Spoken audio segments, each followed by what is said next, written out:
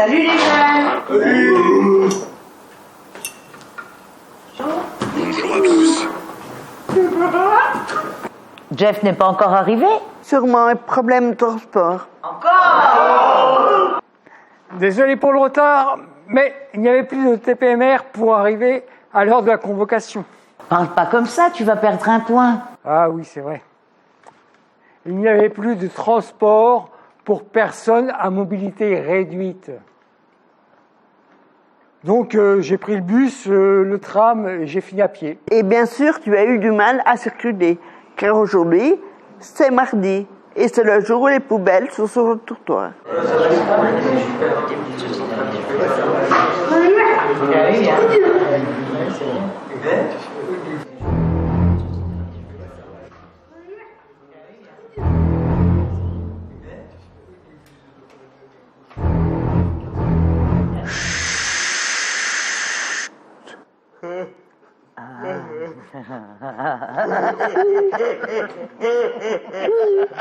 Silence, s'il vous plaît. Merci de rester assis. Eh bien, ça commence bien. Elle fait cette blague à chaque fois.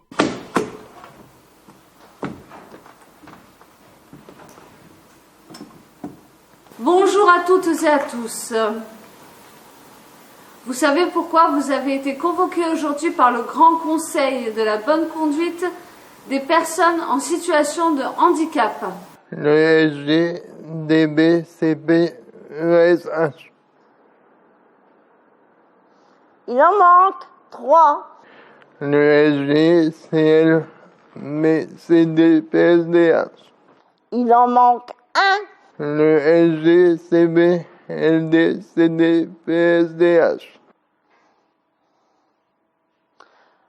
Le nombre est bon, mais c'est pas dans l'ordre.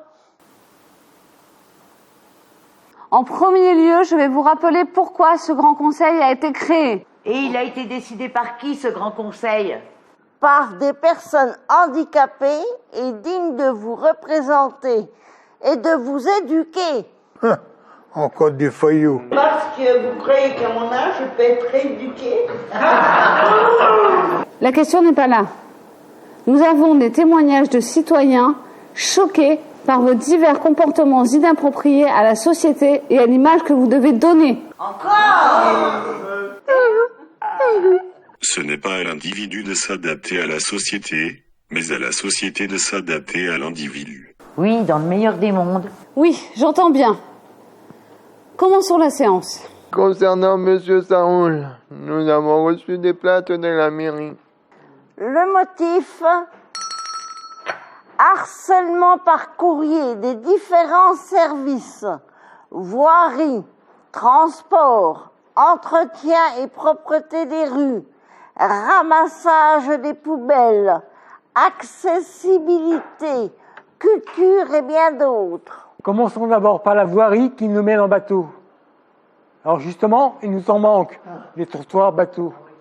Alors oui, j'ai envoyé un courrier le 15 mars 2019 émettant le souhait que tous les trottoirs en soient équipés et que nous n'ayons plus besoin de demander à des passants de nous aider à descendre d'un trottoir trop haut, ce qui nous laisse dans une situation totale de dépendance inadmissible.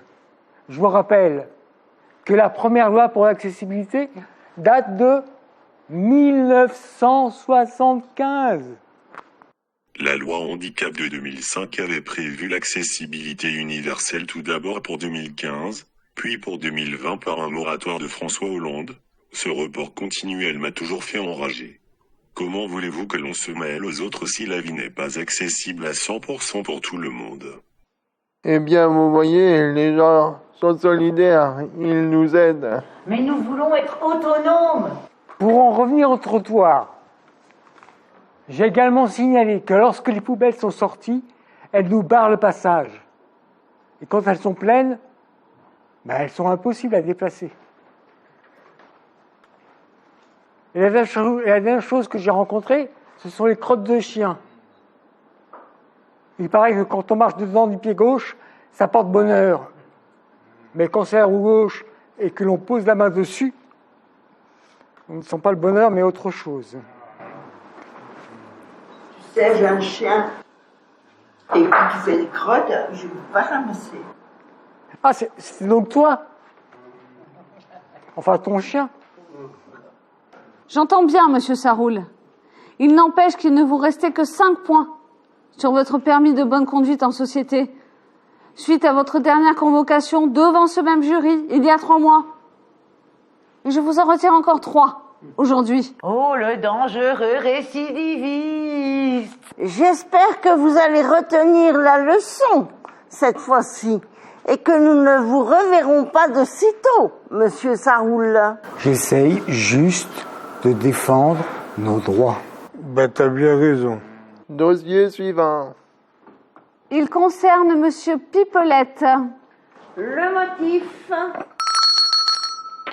Nous avons reçu une doléance de l'un de vos proches concernant votre bavardage incessant, vous qualifiant de muet trop bavard. Les personnes en difficulté d'élocution et de communication ne sont pas censées s'exprimer autant que vous le faites.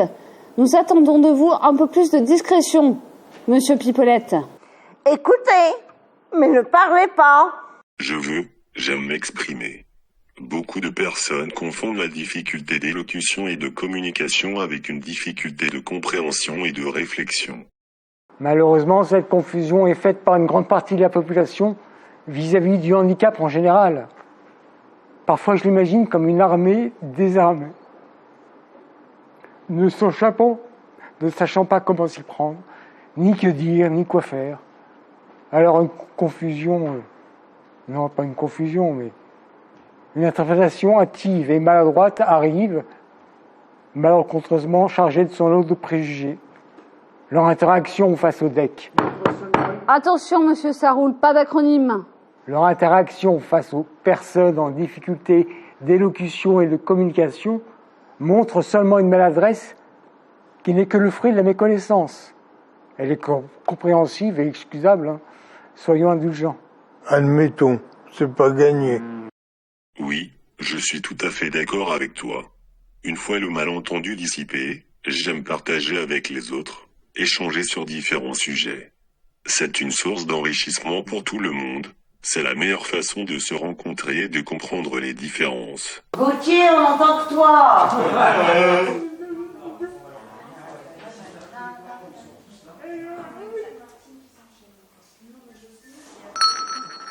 Je comprends. Et je me montrerai donc indulgente envers vous, monsieur Pipelette, en ne vous retirant que 2 points. Vous pourriez dire merci.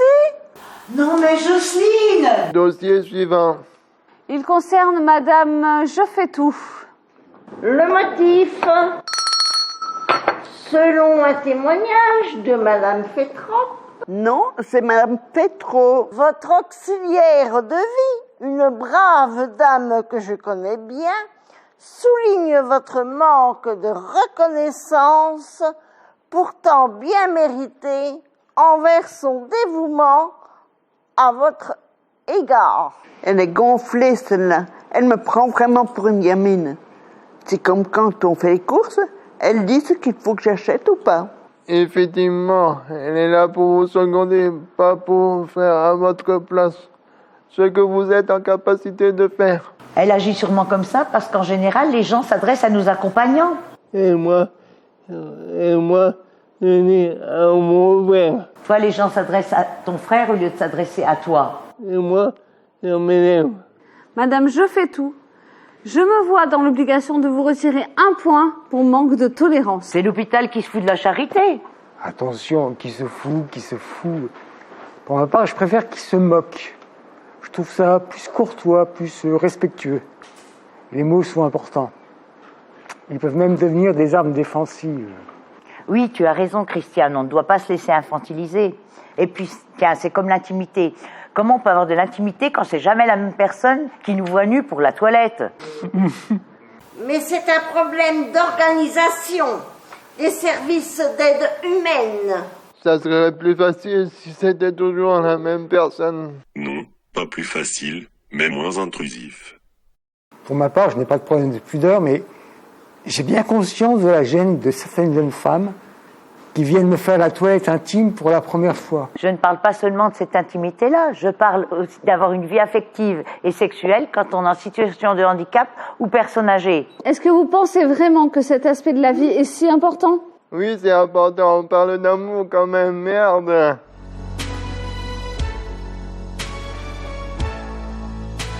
Moi, c'est bien connu, dans l'inconscient collectif, les personnes en situation de handicap n'ont pas de sexualité. On est des anges, tout le monde le sait. Quand malade, pas droit au plaisir. Dans certaines structures, c'est même contraire au règlement. Dans les maisons de retraite, même les couples légitimes n'ont pas le droit de passer leur nuit ensemble. Sûrement par peur de la grossesse. Dans les établissements spécialisés, c'est la peur de l'accouchement du fauteuil roulant qui les freine. Le passage des petites roulettes est toujours délicat.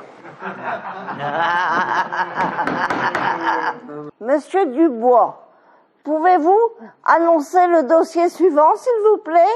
Non, j'ai pas envie, tout ça n'a pas de sens. C'est ridicule. Arrêtons de juger les comportements de chacun. Nous sommes différents, comme tout le monde. C'est un autre débat, monsieur Pipelette. Dossier suivant. C'est à votre tour, Madame Lajoie. Le motif. Nous avons reçu une lettre anonyme d'une commerçante se plaignant de votre non-coopération lors de l'achat le 11 mars 2022 à 15h22. Ticket de caisse faisant foi. Oui, je me souviens. La vendeuse voulait absolument me vendre un jogging sous prétexte que c'était plus adapté à mon handicap. Alors que j'avais repéré une jolie petite jupe avec des volants et des dentelles. Madame Lajoie, pas d'aparté.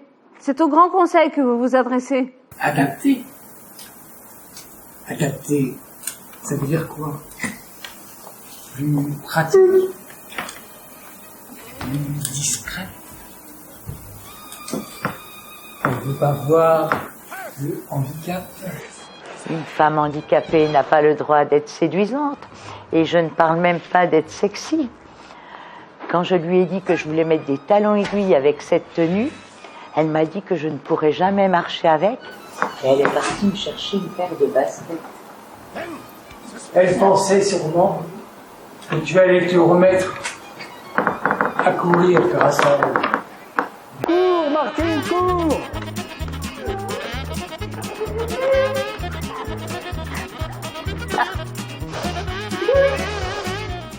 Elle voulait m'imposer ses choix, mais il est hors de question que quelqu'un décide pour moi. Tout ça parce que je suis blonde? Je me permets d'intervenir pour dire qu'après tous ces témoignages, je me retire du LGCDL et puis merde de ce conseil. On n'a pas le droit de nous imposer n'importe quoi sous prétexte de notre handicap. Tu veux rejoindre les handicapables? C'est quoi? Ce sont des personnes handicapées qui assument leur handicap et qui veulent vivre comme bon leur semble. Libre, tout simplement. Alors oui, ça me plaît. J'ai envie d'être libre de mes choix. Ah ben enfin, tu te réveilles? Je suis votre nouvelle handicapable. Bon, il restait encore une dernière plainte concernant Monsieur Sourire, Monsieur Rieur et Monsieur Caustique, au sujet de leur insolente joie de vivre. Finalement, au vu de tous les cas exposés aujourd'hui, problèmes d'accessibilité, de communication, d'intimité et de liberté, je me permets de vous citer Monsieur Pipelette, ce n'est pas à l'individu de s'adapter à la société, mais à la société de s'adapter à l'individu. À chacun d'entre nous, en tenant compte de toutes nos différences. Il restait encore un dernier dossier. Concernant Monsieur Mamour. Monsieur Mamour, s'il vous plaît. Avancez-vous.